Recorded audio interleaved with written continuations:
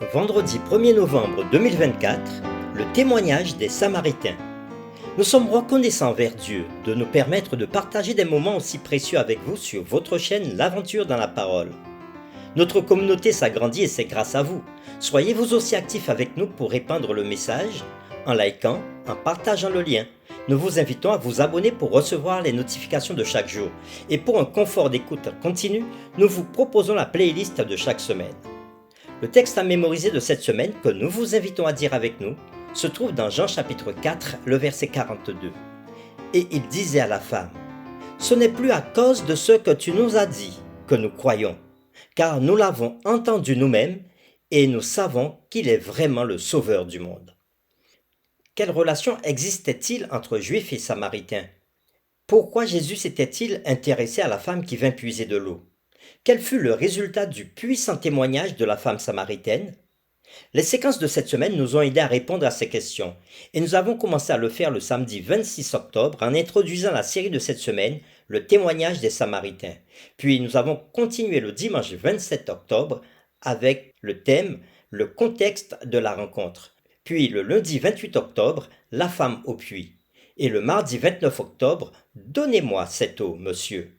Le mercredi 30 octobre, la révélation de Jésus. Et le jeudi 31 octobre, un Messie différent.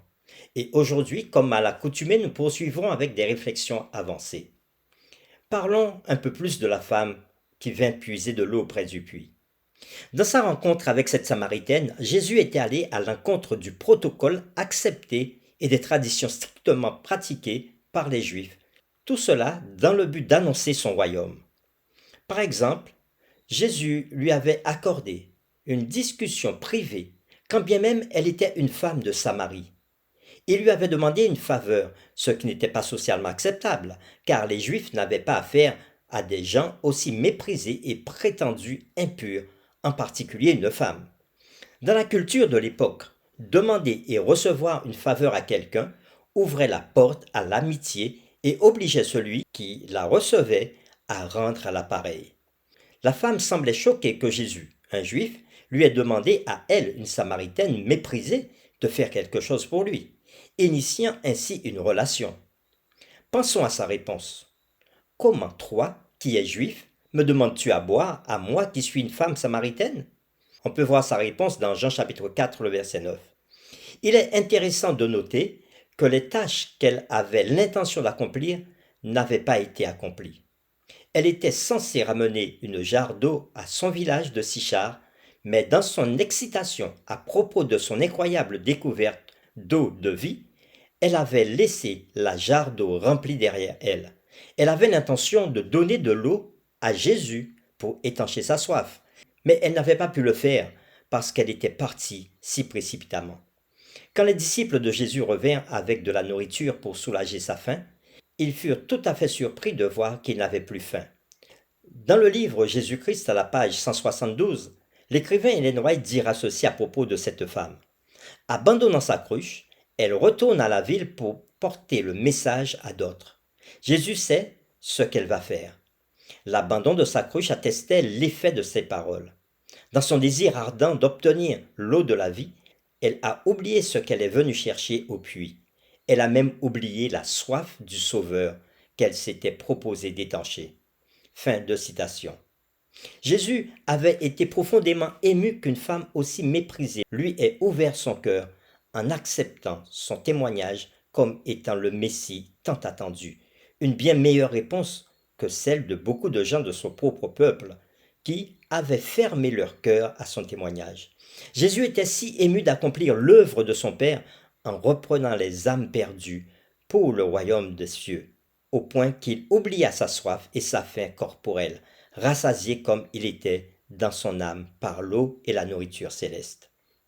Toujours dans le livre Jésus-Christ à la page 177, l'écrivain Ellen White dira ceci. Dès qu'elle eut trouvé le Sauveur, la Samaritaine lui amena des âmes. Elle se montra animée d'un esprit missionnaire plus efficace que celui des disciples. Ceux-ci ne voyaient rien en Samarie qui leur semblait un champ d'action favorable. Leur pensée était fixée sur une grande œuvre à accomplir dans l'avenir.